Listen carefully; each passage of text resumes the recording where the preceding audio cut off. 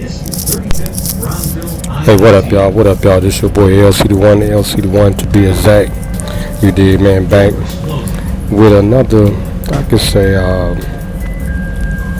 statistical type of vlog. This gonna be on my Lcdaone TV.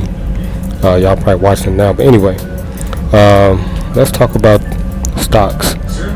All right. Now, since I have been in the market for about, I say, probably like 6 months now. It is accurate. All right. I think this probably is the second best investment that I have ever made, in life. The first one was my music, and that right now probably will sustain for the next 20 years, man. Now that we have the streaming, now that we have streaming, okay? It's called mechanical royalties. That's what it's called. And I would highly suggest any and everyone, if you're not musically inclined, or you have a little bit of talent, or I think you should really think about investing your money in music. There's a lot of ways you can get into it, but I think that probably is the good avenue if you want to have some passive income. Now, let's talk about these stocks. Now, I don't know what's going on with Deion Sanders. I've been following their team for a while, and I know they've been losing. But I just heard on Power 92 when I was in the ride, that I guess he got a scandal going on now. I guess he cheating or something like that. I don't know. But I'll probably talk about that later on. But anyway, let's get to the real meat. Now, Deion Sanders, he got a homie named Richard Vaughn. Y'all know about him. I've been talking about him. He out here. They came up together. They played Pop Warner together as shorties. Both of them made it to the pros. However, Richard Vaughn took a back seat and he went into banking. Now, that's how I started off. I was an academic student, academe, you could say, like smart student at Phillips. Now, I was an all-star basketball player, and that's how I really started. I started off in a banking institution. It was called First Chicago Bank. And I was at the branch on 67th and Stony Island when they first built it. I was a teller.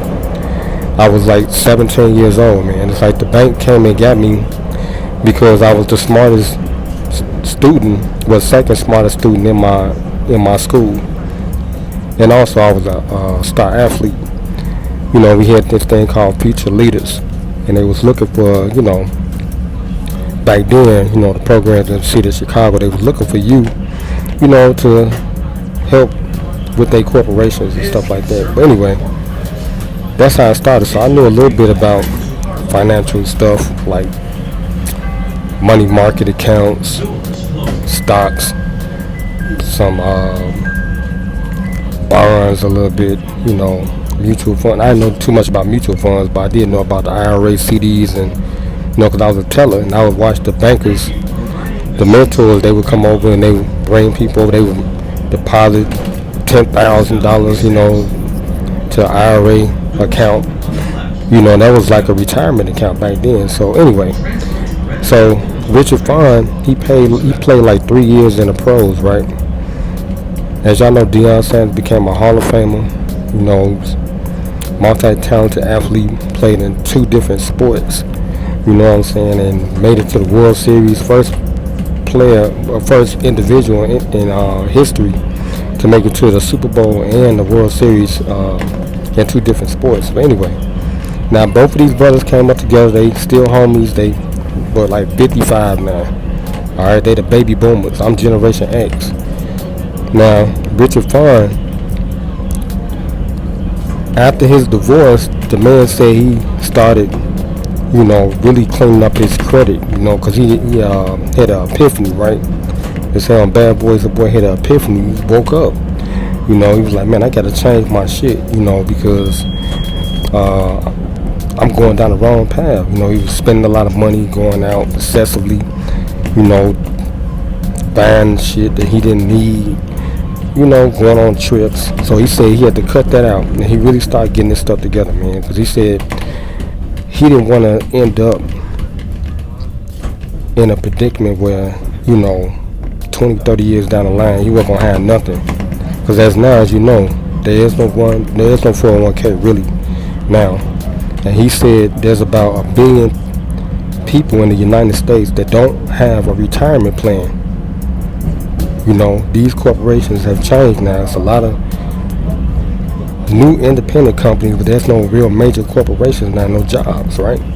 So he kind of seen that before it came, and he went into the banking, he became a consultant, started making 6 figures. So he said the first investment he started was in real estate, and he said he put 3% down, you know, 3,000, got his credit cleaned up, and that started him off, you know, with investments.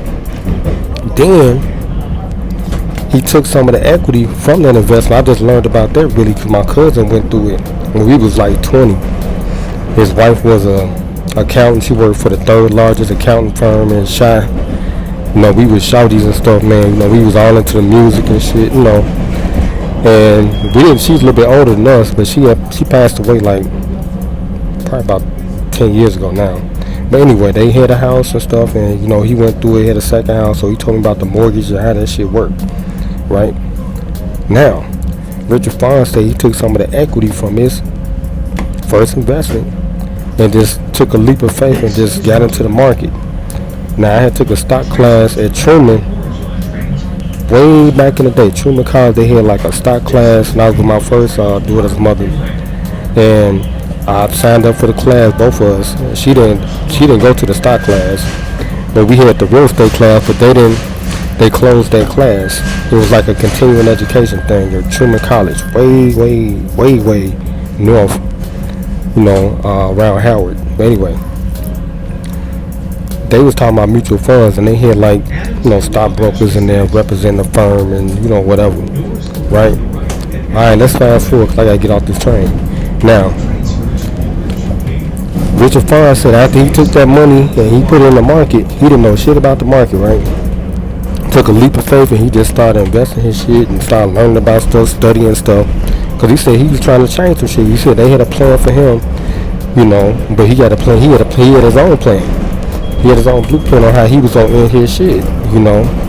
Even though he was making 6 figures, he was like, man, I'm still not gonna have shit when I leave. So he started investing his money, and he became the chairman of the board for Royal Caribbean. The man bought like 37,000 shares of stock in Royal Caribbean, and, you know, became the chairman of the board. And the man now, right now, he's worth $217 million. The man quit his job at 55. Well, he quit his job earlier than that. Deion Sanders still working. You know, he got a $3 million contract with the Colorado Buffalo. They both came up together. Now, he was talking shit, like he was like, man, look, I don't know Warren Buffett, but shit, I got money just like him. You know what I'm saying? He said it just came to me because, you know, I'm on YouTube. I'm a YouTuber, right? And he just came out of nowhere. The brother just started disseminating. And he was like, man, y'all better start investing y'all money. He said they got this app called Webull. You know, my cousin them know about Robinhood and all that shit. You know, I knew about the mutual funds and all that, but I was like, man, I was gonna start investing in, you know, the bank because I already knew about it, right? He was like, man, y'all better start investing in the market now. You know, he was like, there's an app called Webull. He said, all you gotta do is open an account with minimum amount of money, $1 or whatever. And he said they're gonna give you 6 free stocks, right? And the stocks will be worth up to $1 to 30,000. The man wasn't bullshitting. I did exactly what he said. I put $10 in there, opened that shit up. They gave me Snapchat. Now, as y'all know, DDG is the #1 Snapchatter right now. He pumping that shit up. I'm watching the stock go up for Snapchat. Snapchat was the first real vlogging app that we ever had. And you know, DDG, he doing this thing, man. The shorty really doing this thing. He the #1 vlogger on Snapchat, so he making the value go up for the Snapchat. Because all the other YouTubers, they following suit, they following him, right? So they gave me Snapchat, they gave me Spotify. Y'all know I'm a partner with Spotify through my consignment with my music, right? They gave me Spotify, they gave me like Ford, they gave me Google, they gave me some other stuff. But anyway, I listened to what he said, man. I started putting my shit in there, and the shit is accurate, man. It really, you just gotta be a long-term investor.